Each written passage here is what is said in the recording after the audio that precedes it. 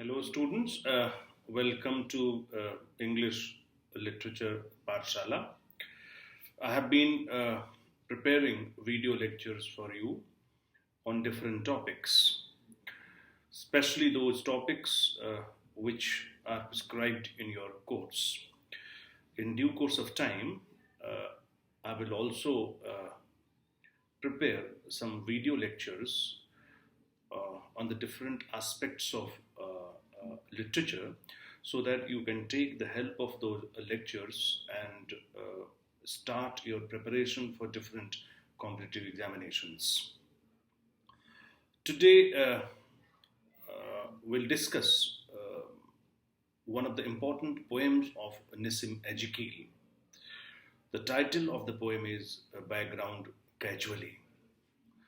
Before I come to the detailed analysis of the poem, let me give a brief introduction to the poem, some major aspects of the poem, so that will help you in understanding of the poem.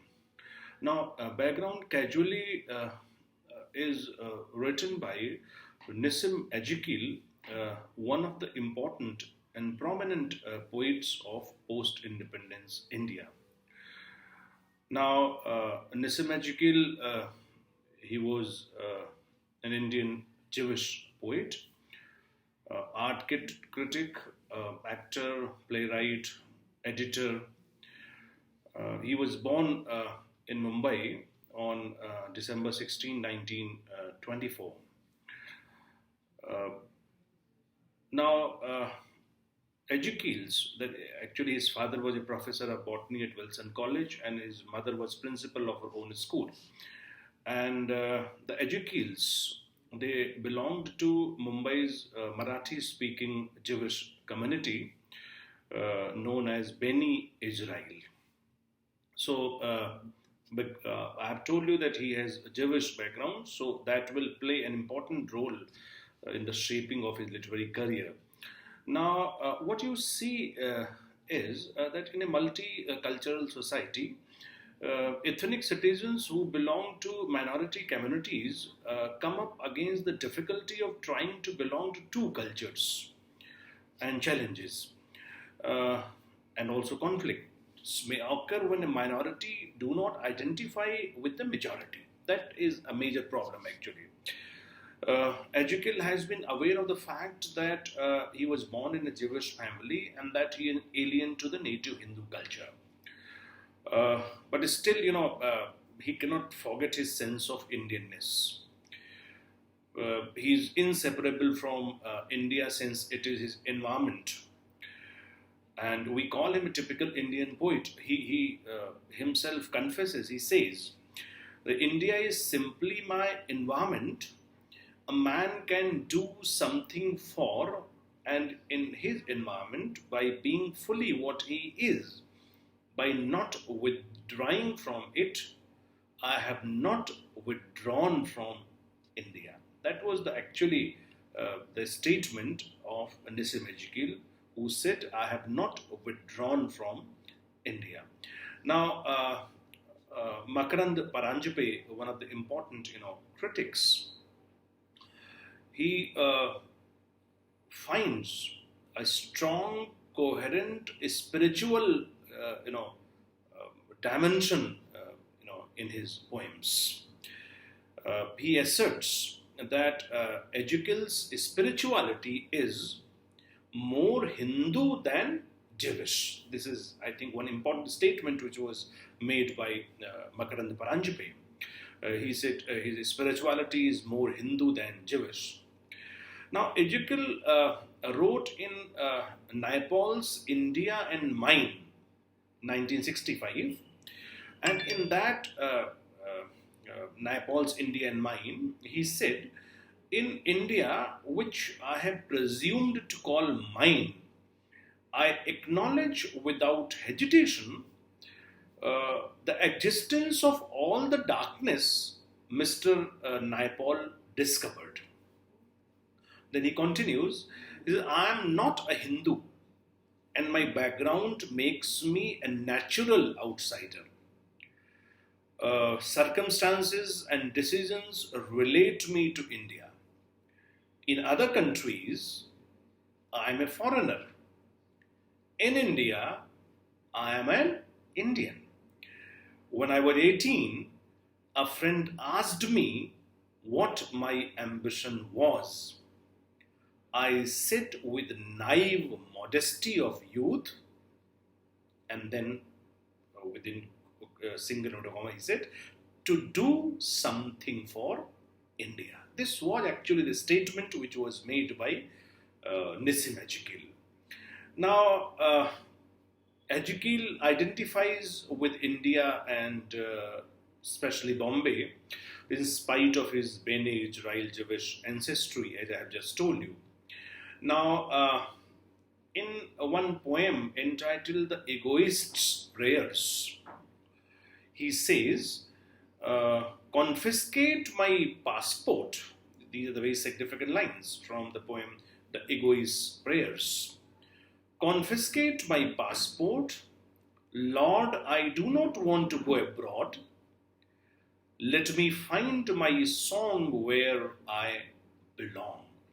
Now, these are the lines from the poem The Egoist's Prayers, taken from the collection of poems called Collected Poems. Now, you see, before I come to the poem background, casually I'm trying to establish how does Nissim Ezekiel relate himself to India, because we call him a typical Indian poet, and we find Indianness, in his poetry. A few examples I have given you. Now, one more example I would like to take from that particular poem, which is prescribed in your course, Island. Now, Island is there. If you remember some important lines, then you will find out how does Nissim Ezekiel relate to India, his background. Now, how does the poem begin? Island. The poem begins like unsuitable for song as well as sense. The island flowers into slums and skyscrapers, reflecting precisely the growth of my mind. I'm here to find my way in it. And then after some time, he said, just in the closing part of that poem, he says, I cannot leave the island. Island is especially for Mumbai. I cannot leave the island. I was born here and belong. Now this line, I cannot leave the island. I was born here and belong. Now in these lines, Nissim Ezekiel wants to relate himself to India.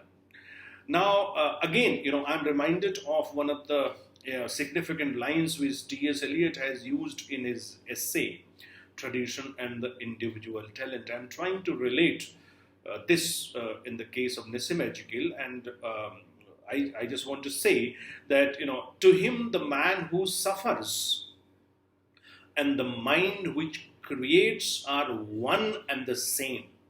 They are not actually one in the case of T.S. Eliot, as he has said in his essay Tradition and the Individual Talent. But to him, in the case of Nissim Ezekiel, the man who suffers and the mind which creates are one and the same. Personal, utterances, personal experiences find place in his writings. Now, the poem, Background Casually, first appeared in a collection of poems called Hymns of Darkness in 1976. Now, confessional and autobiographical in nature, this poem expresses the travails of an intelligent Jew boy of meager bone. Meager bone is the line actually used in the text. Living and growing up in a multiracial, multi-religious, and multi-linguistic urban society. In that multiracial, multi-religious, multi-linguistic urban society, he feels alienated and also frightened. Now, this poem, when you read the poem, you find that the poem has basically three sections. Now, the first section deals with the childhood of the poet. The second section throws light on his adult age. And the third section deals with the old age of the poet. Now, this poem has a circular, structure in the sense that it starts when Ezekiel studies in a Roman Catholic school in the city of Bombay, and finally comes to an end in the third section when Ezekiel returns home, his what he calls backward place, after having spent 4 years in London. Now, all the while, during this process, he experiences various bitter, incidents. The sudden sharp end is found in the end of the poem. As I told you that the poem consists of three sections. First describes his childhood, second is adult, third is old age, and we have the sharp, sudden, sharp end in the closing part of the poem. Now, this commitment to place and time makes Ezekiel one of the major poets of our country who takes pride in singing about India, its cultural, social, artistic, and political milieu. I've just said that, that the poem has a sudden, sharp end. And when I say the poem had a sharp, sudden sharp end, the closing line is, my background place is where I am. And I think here lies the crux of the poem. Now, this commitment to place and time, as I have just told you, makes Ezekiel one of the major poets of our country, who takes pride in singing about India, its, culture, society, art, and political, milieu.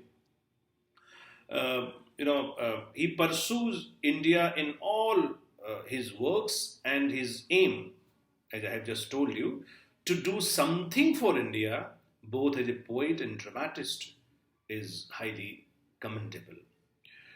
As you know that he was given Sahitya Academy Award also. So it is because of his remarkable contributions to the field of literature and also for India. Now, when you read this poem, you find out that this poem, it seems to us that the poem is actually a few pages from his personal diary. It may be called a capsule biography, but it is casually, written, and that is why it's called background casually. A background which is casually presented to the readers. Now, the poem is remarkable, for its sense of detachment. The ironic tone you will find out very much in the poem. Humor is also there. And most of the time you will find out self-deprecatory mood or self-mockery as in the opening line of the poem. So this was a brief introduction to the poem. Let us now start the text. Please take your text. You can also see on the screen. And, the introduction which I have given you about the poem, that will help you a lot to understand the poem completely. Now, the poem. Stanza of the poem. A poet, rascal, clown was born, the frightened child who would not eat or sleep, a boy of meager bone. He never learned to fly a kite. His borrowed top refused to spin. Some, words are written here. I have tried to explain these words for your convenience. Now, look at the word poet, rascal, clown. Now, this poem begins in a tone of light banter, and you find out that the poem begins, as I have written here, in third person. Now, the word poet, rascal, clown, Ezekiel's later life when he became a poet. He's, he's describing that, his life as a poet. Now, then the word comes frightened child. Frightened child means a child who lacks self confidence. Then meager bone, weak in health. Now, what does the poet say? He says that a poet, rascal, clown was born. Which I've told you that he calls himself rascal, clown, example of self mockery.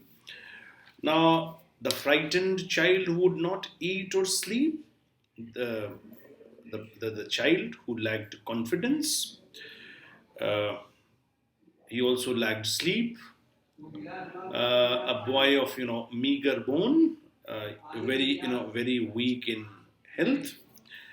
Now, he never learned to fly a kite. Now, he could never learn to fly a kite. His borrowed top refused to spin, and he was not able to spin a top that he borrowed from someone else.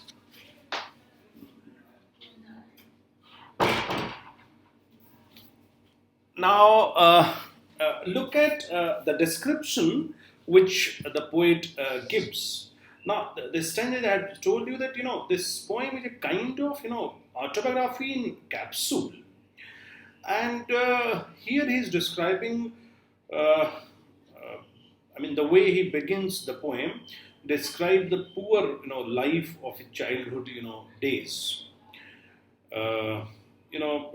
He considers himself as a clown. He considers himself a rascal, and this I have just told you is an example of self mockery.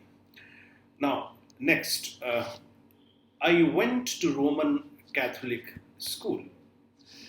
I went to Roman Catholic school, a mugging zoo among the wolves.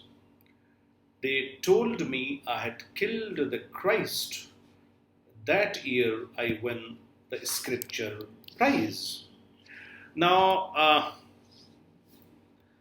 I went to Roman Catholic school. Look at the word mugging first. Mugging means simpleton, fool, silly. The word wolves. Wolves here refers to Christian boys, in the school. They told me. They here means Christian boys in the school.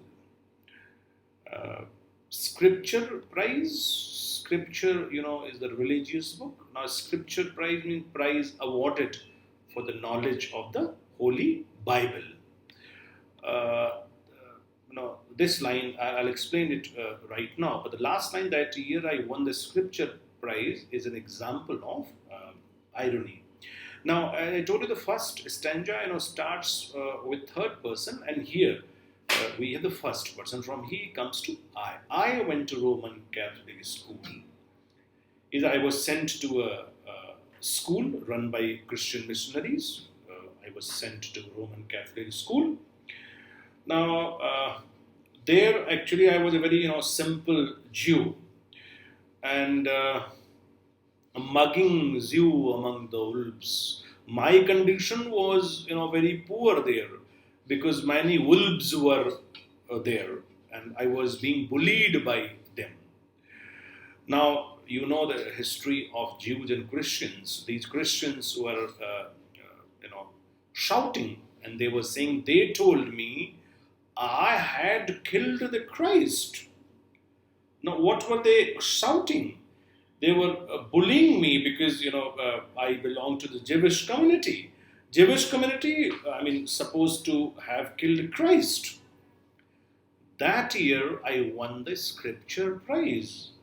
Surprisingly, that very year, I won a prize for the knowledge of the Holy Bible. Now, the tone of self mockery is also evident here because he's calling himself a mugging Jew.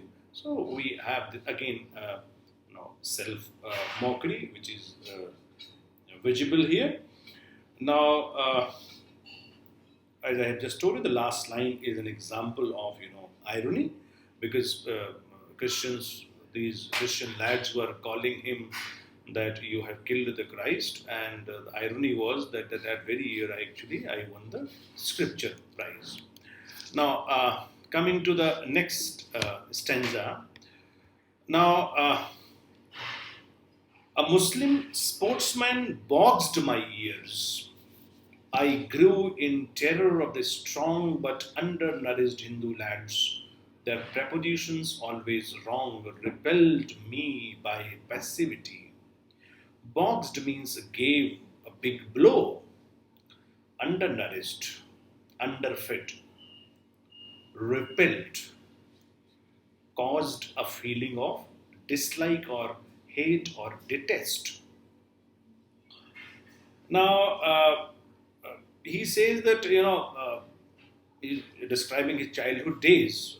He described about his school, and then he said that a Muslim sportsman gave a big blow to my ears.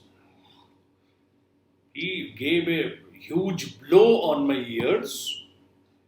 I grew in terror of the strong. And ever since, I developed a sense of terror for the strong and muscular people. But he says, I disliked the underfed Hindu boys. Now, I hate the underfed Hindu boys who always made mistakes in the use of their preposition. Their prepositions always wrong, repelled my passivity.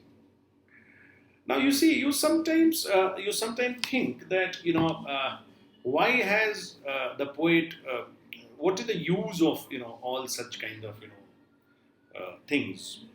But this is actually the style of Nissim Ezekiel, that he tries to juxtapose, uh, unrelated items. So you see, he's creating humor by juxtaposing the unrelated items. I think there is no relation of the use of the prepositions and all these things. So, but he has created the sense of humor by juxtaposing the unrelated items.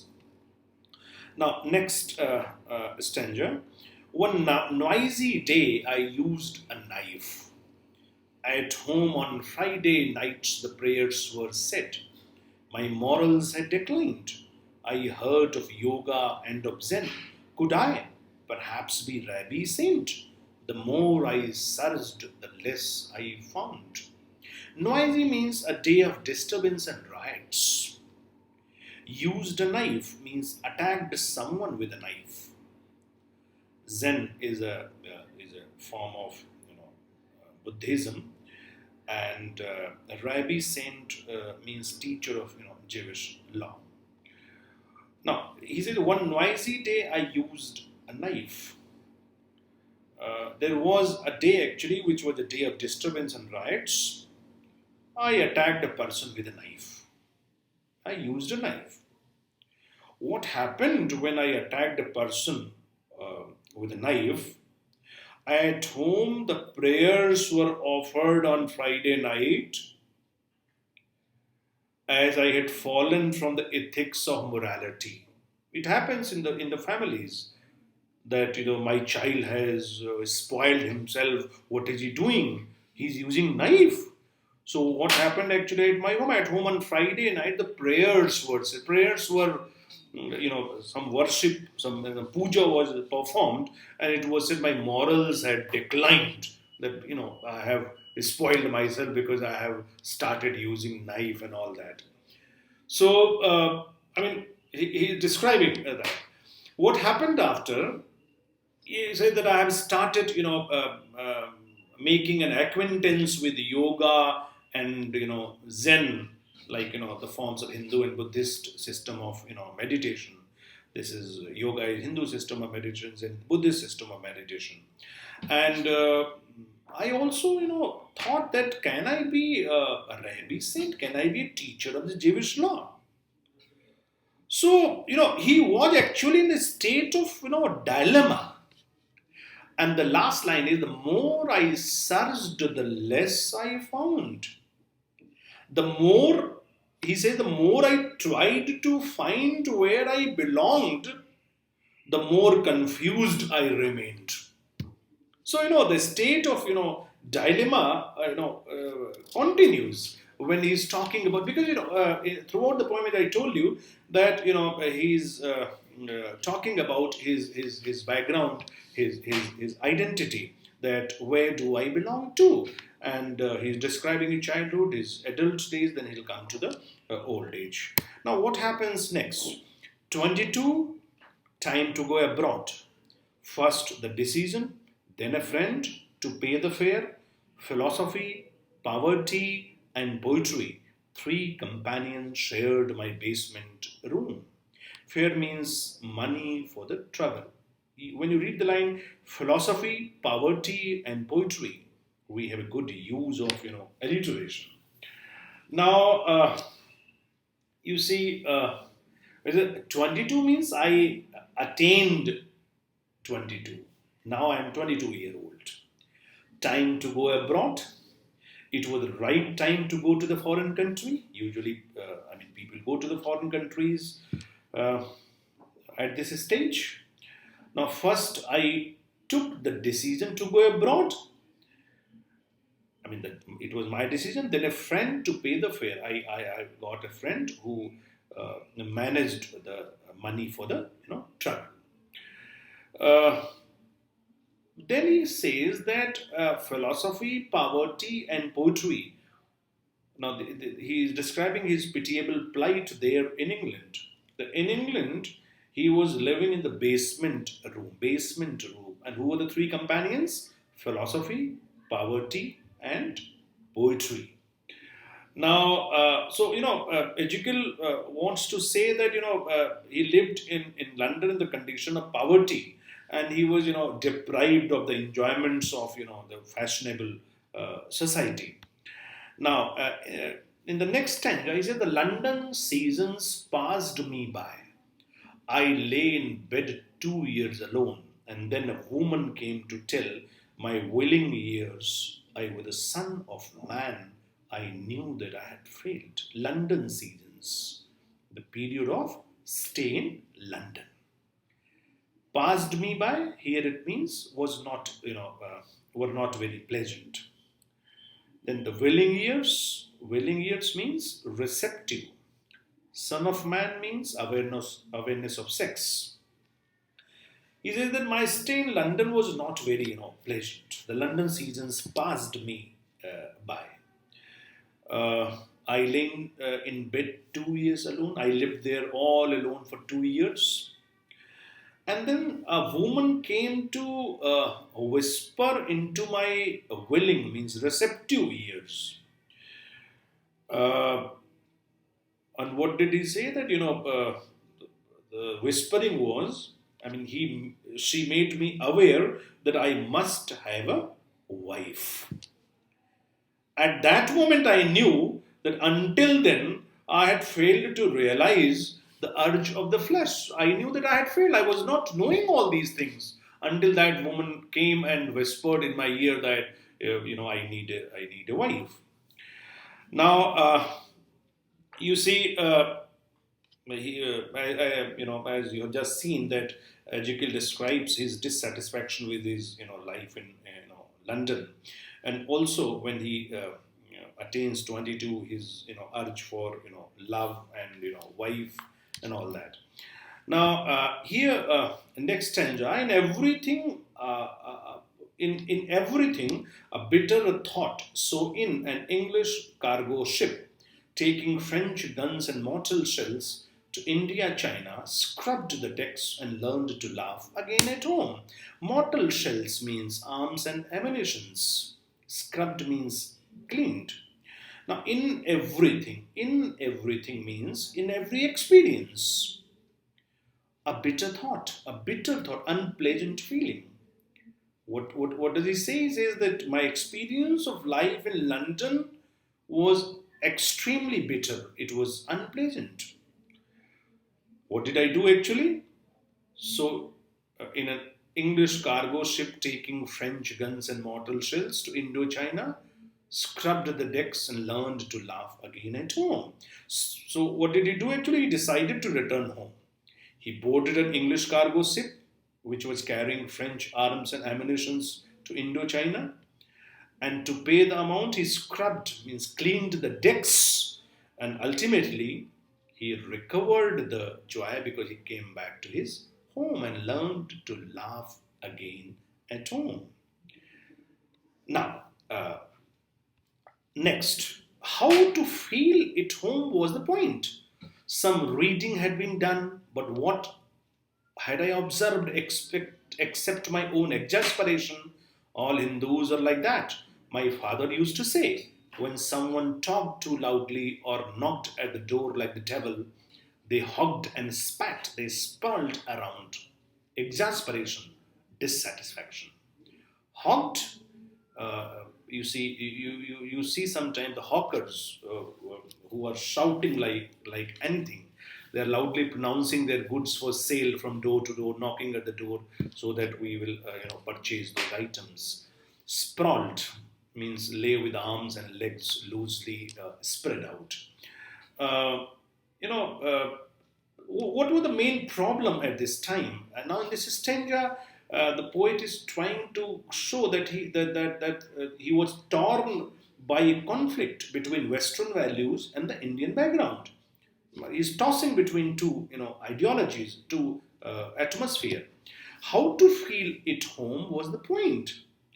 Main problem was how to take the experience in my own land.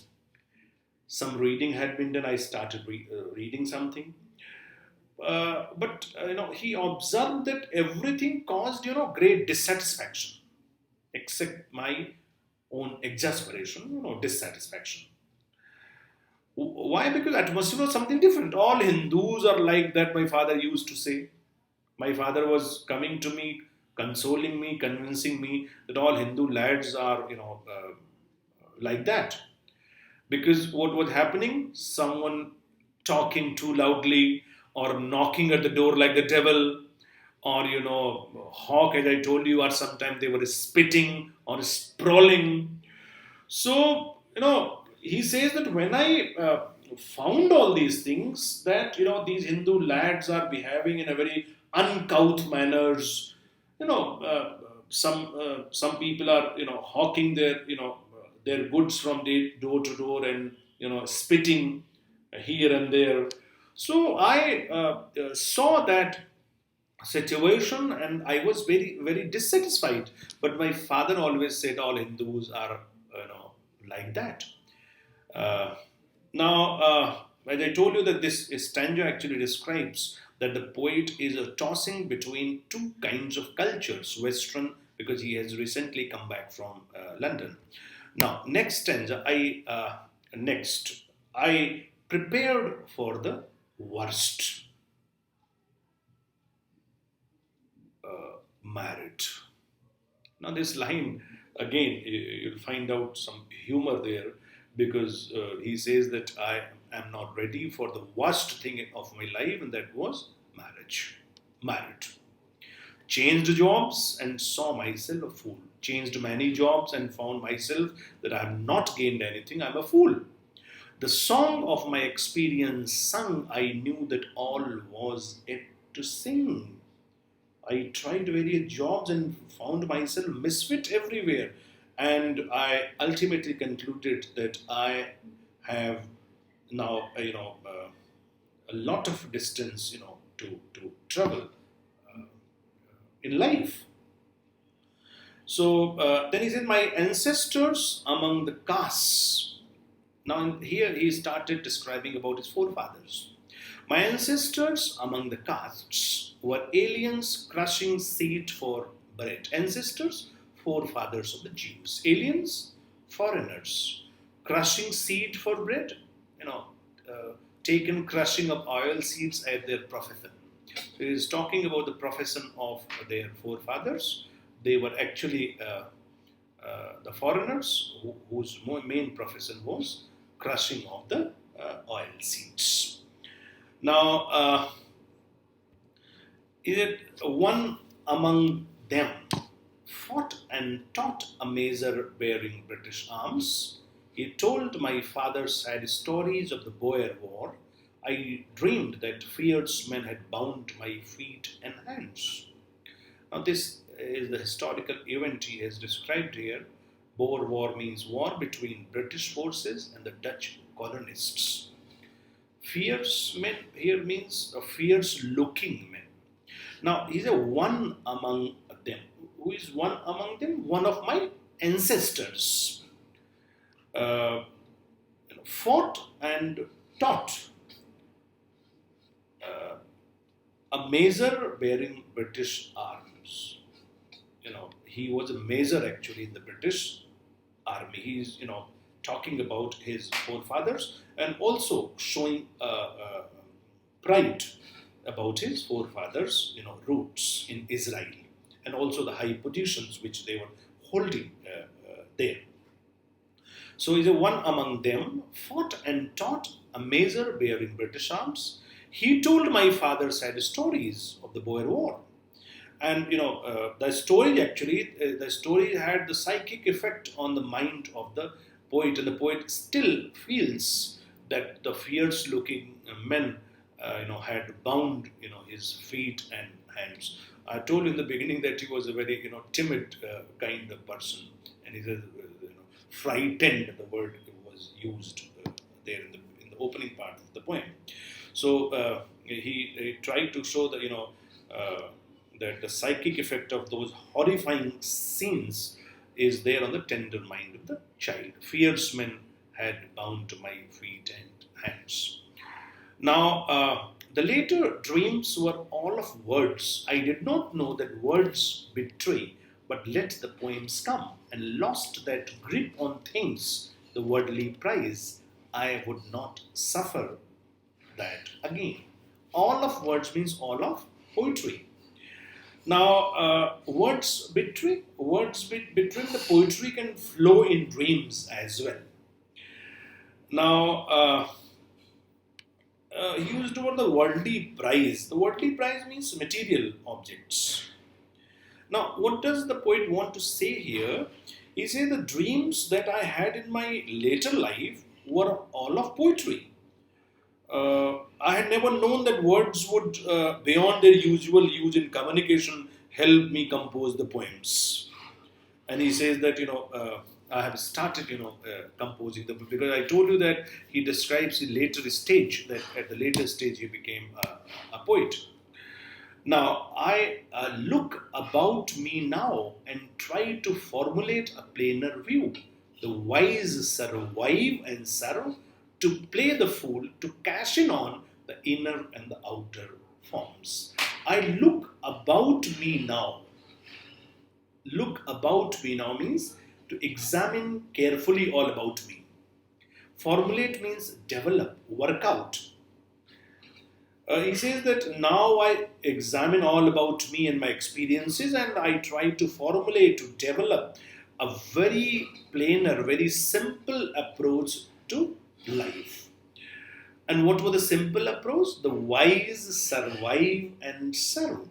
Those who are wise survive themselves and continue to serve. They play the fool and cash in on, here means to take benefit from. So they play the fool and make poetry out of their conflicts with the self and also with the world around, the inner and the outer storm. They take advantage of the inner and the outer storm. So, what does the poet want to say? The Ezekiel is justifying his choice of his vocation, and he also defines the role of the wise and also suggests the clue of the themes of his poetry, the inner and the outer forms. Now we are coming close to the poem. Now he said, the Indian landscape sears my eyes. I have become a part of it, to be observed by foreigners. They say that I am singular. Their letters overstate. The case sears, fascinates. Now he says the Indian landscape fascinates me very much. The Indian landscape sears my eyes, and I have become a part of it. He says that I have become a part of it, to be observed by foreigners. They say that I am singular. Singular here means unlike other Indians. Now, to the foreigners who have seen me closely, I am singular, for I have become part of the merits and demerits of my Indian surrounding. And when they write letters to me, their letters overstate the case. They make the exaggeration. Now, this line, the Indian sears my eyes, it appeals us very much and shows his fondness for Indian life. And I have become part of it. I think when you read this line, you will remember the line from one of the important poems by Tennyson. You have already read that poem Ulysses, where Tennyson says, "I am part of all that I have met." So this line echoes, that. Now, the last, which is very significant, where lies the crux, of the poem. The last stanza, and here, lies the crux, the basic, Now, I have made my commitments now. This is one, to stay where I am, and others choose to give themselves in some remote and backward place. My backward place is where I am. I think this is the line. Here lie the crux of the poem, the gist of the poem, the substance of the poem. I have made my commitments now. Made my commitments now, promised to myself. Now the poet says that I have promised to myself.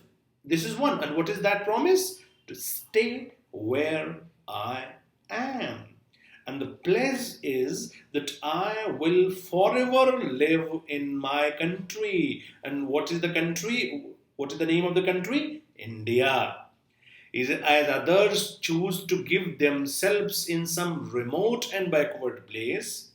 Is it let others choose to serve in far off countries and other backward places like African countries or any other country. My backward place is where I am. My backward place is where I am living now, that is India, and I shall never part from it. And this stanza, especially the last line, shows the patriotic zeal of the poet. That patriotic zeal overflows in the last line in his final commitment. This is all about the poem. Thank you very much.